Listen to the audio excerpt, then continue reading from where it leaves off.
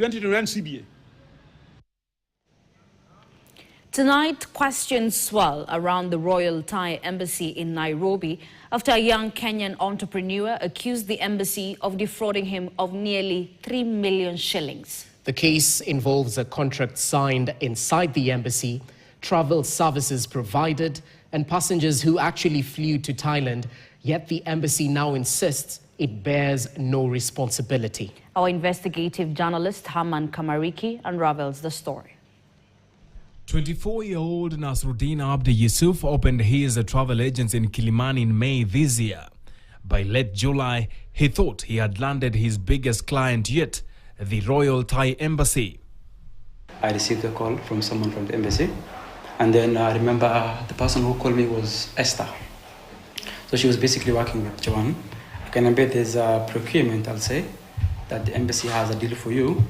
Why don't you come by the office of the embassy now, the headquarters in Nairobi, and then you talk to the board officers.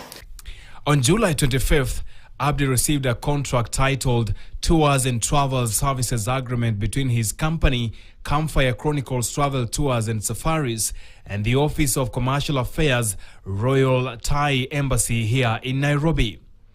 The agreement, bearing the name of the embassy and signatures, outlined services including ticket reservations, car rentals, and regional travel arrangements. It specified payments within 14 days of invoicing.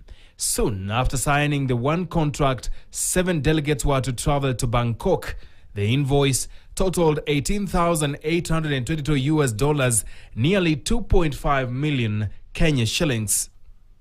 Within days, Abdi delivered the tickets. The passengers, 5 Kenyans and 2 Rwandese, traveled between 29th of July this year and 12th of August this year. But when payment was due within 14 days, the embassy gates were suddenly closed. The day I was meeting, she was at the embassy.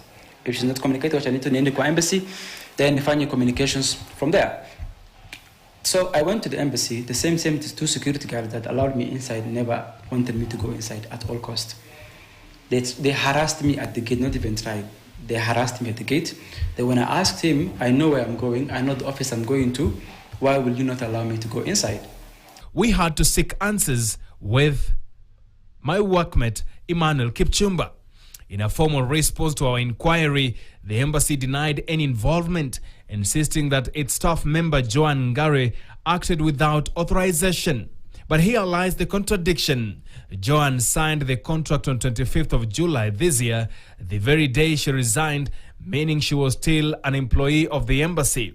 The embassy acknowledged her resignation effective 1st of August, clearly indicating that when the deal was being signed, Joan was still an active employee at the embassy. They should be talking on when I left. Kutoka from August, and that is connected to another case that is totally very different. Okay. I decided to resign on my own will. Okay. Wow, kusema 24, they are giving you the impression that I was not there from the 24th, and clearly you found me there. Okay. That was my last assignment. The embassy says it has reported the case to the Kenya's Ministry of Foreign Affairs and the Directorate of Criminal Investigations. Joan was arrested and later released on bond. So, was this an isolated case of fraud by a rogue staffer, or a deeper failure of oversight at the Royal Thai Embassy, or just a failure by the embassy to do what they are supposed to do? For Nasruddin, the loss is not just financial, but the collapse of her dream barely 3 months old. This case raises bigger questions about accountability in diplomatic missions operating in Kenya. If a contract signed inside an embassy by its own staff can later be dismissed as fraudulent, then where does the buck stop? Haman Kamariki, Investigations Desk, KTN. Moving on, the Requiem Mass